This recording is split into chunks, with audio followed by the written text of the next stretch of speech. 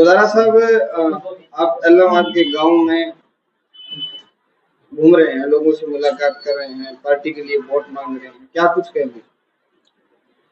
सबसे पहले तो मैं सब भाइयों के देखने वाले सभी भाई बहनों को मेरी राम राम।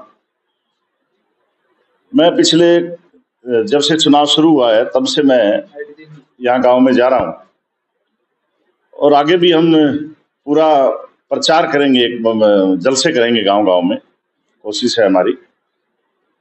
जहां तक चुनाव की बात है तो अभय सिंह चौटाला एक तरफा चुनाव है। देखो, जब सामने दो ही पार्टी चुनाव लड़ रही हो जोर से, तो कुछ लोग जिनको अभय सिंह जी को वोट नहीं देना वो भरत सिंह को ही देंगे। तो इसलिए डायरेक्ट जब चुनाव होता है तो मुकाबला तो बन जाता है, लेकिन कम से कम हम तो अब की बार सबसे ज्यादा मार्जिन वोटों से जीतेंगे। कारण क्या है जीतने का? कांग्रेस की लहर है, बीजेपी सत्ताधारी पार्टी है, फिर आप और 20 साल तक अभय चौटाला विधायक रहे हैं, लोगों बार बार आ रही है कि विधायक ने संभाला नहीं है, काम नहीं किए हैं। कहाँ लहर है? लहर लूर कुछ नहीं है। और कहाँ, जहां तक काम की बात है, हरियाणा के अंदर 89 विधानसभा में एमएलए अलग है और पूरे हरियाणा की अगर कोई आवाज बनाए तो अभय सिंह चौटाला बनाए। आज तक हरियाणा के अंदर पहले विधानसभा जब चलती थी तो कोई आदमी देखता नहीं था, लेकिन अभय सिंह चौटाला इतने मुखर होकर बोलते हैं, किसानों की आवाज बने हैं और पूरे हिंदुस्तान में लोग जानने लग गए हैं कि एक अभय सिंह चौटाला हरियाणा में ऐसा नेता है जो किसानों के लिए त्याग करता है, किसानों के लिए बोलता है, किसानों की बात रखता है। और दोनों पार्टियों को, कांग्रेस के तो 30 एमएलए शायद होंगे, लेकिन उनसे ज्यादा अगर कोई बोलता है तो अभय सिंह चौटाला बोलता है। इसलिए किसानों की तो आवाज है वो। किसानों अपने आप में एक पूरी कम्युनिटी, हरियाणा की किसानों की कम्युनिटी की आवाज उठाता है। आप किसान आंदोलन का त्याग देख लो, और दूसरों ने क्या किया। भूपेंद्र हुड्डा तो कभी आया ही नहीं, किसान आंदोलन में कभी नहीं आया, ना उसका कभी लड़का आया। सबसे बड़ा अगर कोई किसानों के लिए त्याग किया तो वो अभय सिंह चौटाला ने किया। वहां पर हॉस्पिटल बनाए, वहां पर सब पंखे बांटे, वहां पर कम्बल बांटे, वहां पर और जितनी सुविधाएं। और उसके बाद जब नौबत आई किसानों को मारने और के लिए, तो मैं तो उस पूरे के पूरे 13 महीने बॉर्डर के ऊपर था। तो अगर कोई नेता दिखता था जो हेल्प करता था तो वो अभय सिंह चौटाला था किसानों के लिए लड़ाई लड़ना।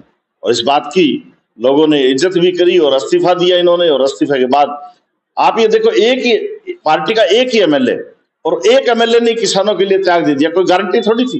कांग्रेस और बीजेपी दोनों मिलकर के साथ लड़ी और फिर भी लोगों ने जिताया। इसलिए कह रहे हैं हम कि 100% जीतेंगे, कोई डाउट ही नहीं है हमें तो। आप भी पुराने राजनीतिक हैं इस क्षेत्र के, आपने बड़ी लंबी राजनीति करी है। वहीं भरत सिंह बेनीवाल हैं, वो एक बार विधायक बने, लेकिन 1990 के दौर से वो इस क्षेत्र के लोगों की आवाज उठाते रहे हैं।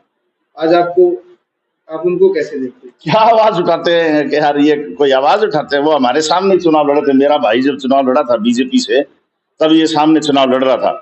तब मैंने भी कहा था, लोगों को मैंने बहुत समझाया था कि अरे ऐसे आदमी को मत बढ़ाओ। और मैंने रात को इसको खुद पकड़ा था, एक दिन बटोरे पर चढ़ रहा था, खुद झंडा लगाने लग गया। मैं पूछा रहा, भरता क्या खातर चढ़ रही है?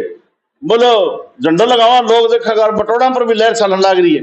इन ये मेरे को नहीं गामा में भाषण दे तो कि मेरी सुनामी आ गई। हमारे सामने तो चुनाव लड़े हो ना, सुनामी आ गई है। मैं कह रहा सुनामी उतर मेरे लोग मर जाए करे डूब गए। तो एक तो सुन लो सुनामी आवाज और रड़म पड़म हो जाए। तो कदे क्या पिंडिया का तेल लगा लो है, कदे। कितनी शर्म की बात है। ऐसा कैंडिडेट अगर जीत के जाता है तो आज विधानसभा जो है वो विधानसभा में सब लोग देखते हैं। तो फिर लोग देखा कह रहा ओ है एमएलए है। इलाहाबाद की जनता क्या इतनी कमजोर है कि ऐसे एमएलए को बना दिया है, जो अपनी बहू खड़ी है, बेटी जैसी है, वो साथ खड़ी है और गाना गा रहा है कि कमला क्या छतरी के नीचे आ जा खड़ी खड़ी है। वो शर्म कर रही है। कभी उनके लिए खुद ही बोल रहा है, उनके लिए खुद बोल रहा है कि इनमें कोई दम नहीं था इसलिए मेरे को टिकट मिली है, इनमें जान नहीं थी। तो आज जो सबसे बड़ी बात है, भूपेंद्र हुड्डा जो कांग्रेस में जो ऐसे जो लोग हैं, एक जेपी है, मेरे सामने लोकसभा में उम्मीदवार था वो, वहां पर ऐसा ही वो है भरता और वो जैसे दोनों भाई लगते हैं ऐसे वो है। वो बोलता है शैलजा के खिलाफ, शैलजा को जाति सूचक उसने गालियां निकाली है, बार बार निकालता है। तो ये तो कोई कैंडिडेट थोड़ा ही है ये। इसको आप कैंडिडेट मत मानो कि ये डेवलपमेंट करा देगा। जिसको पॉलिटेक्निकल कॉलेज नाम नहीं आता, जिसको हिंदी बोलनी नहीं आती, जाके विधानसभा में क्या बोलेगा, क्या चीफ सेक्रेटरी से बात करेगा, ये तो हवलदारों के साथ बात करने वाले लोग हैं, कैंडिडेट है, ये तो एसपी से बात नहीं कर सकता, तो इसलिए डेवलपमेंट क्या करेगा? अब इससे पूछ लो कि यहाँ की समस्या जो है सबसे ज्यादा, यहाँ की समस्या एक नशे की है। नशे का कारोबार ये बचपन से करते आ रहे हैं। ये काम क्या करते थे भाई? भरत सिंह पहले क्या काम करता था? भरत सिंह पहले फरार रहता था, उसके बाद ये सब इनके भाई और मिलके दारू के ठेके तो लेते हैं। गुंडागर्दी, ये कहता है कि पवन गुंडागर्दी करता था, तो तुम क्या करते थे? तुम फिल्मों में काम करते थे। भरत सिंह तो ये तो इस्तारी गुंडे थे सारे के सारे, और ये गुंडा होकर ये कह रहा है कि मैं डेवलपमेंट करूंगा और मैं गुंडों को भगा दूंगा। आज भी क्षेत्र के, मेरे नौर क्षेत्र के जितने गुंडे बदमाश हैं, वो रात को आके यहीं रुकते हैं इसके पास। वो मेरे को कहते हैं, मैंने कहा तुम सपोर्ट नहीं करते, कि नहीं हम तो भरत सिंह के भाई साहब के आदमी हैं। तो तुम काम क्या करते हो? दारू का धंधा करते हैं, सारे धंधा करते हैं, वही नहीं के आदमी है। ये कौन से? ये तो ये कह रहा है वो चिट्टा बिकवाते हैं, तो दारू तो तू भी बिकवाता है। दारू तुम आज भी तुम लोगों के प्लाटों के ऊपर पैसे, मैं बता देता हूँ 5-7 आदमी तो जिसके इसने मकानों पर कब्जे का पैसे लेता है। ये इनेलो की तरफ से गंभीर आरोप, जैसे रात भी इंटरव्यू होता है पवन बेनीवाल का, अटैक मूड में है इनेलो, ये मान के चले? नहीं, काहे के अटैक में? तो बात तो बतानी पड़ेगी ना, इसमें अटैक क्या है? जी जी, इसमें अटैक नहीं है, इसमें तो बात बतानी है। हम जनता को बताना चाहते हैं कि आपकी डेवलपमेंट कौन करवा सकता है, आपकी डेवलपमेंट की सोच किसकी है, यहाँ पर सोच कौन ऐसा आदमी हो सकता है? भरत सिंह तो एमएलए बन जाए तो उसको जाके हाथ फैलाना है, अभय सिंह को मुख्यमंत्री बनना है, आज वो मुख्यमंत्री के दार है। आज अभय सिंह चाहे तो वो चीफ सेक्रेटरी को यहीं बैठे लाइन पर ले सकता है, ये तो चीफ सेक्रेटरी का दरवाजा ही नहीं जानता। आज सबसे बड़ी हमारे क्षेत्र की जो चिट्टा की प्रॉब्लम है, दूसरी प्रॉब्लम है हमारी सेम की। अगर सेम का समाधान करना है तो सेम का पानी, हमारा ढाल जो है वो बादरा की तरफ है। अब बादरा की तरफ कहां से ले जाया जाएगा, इसको क्या पता?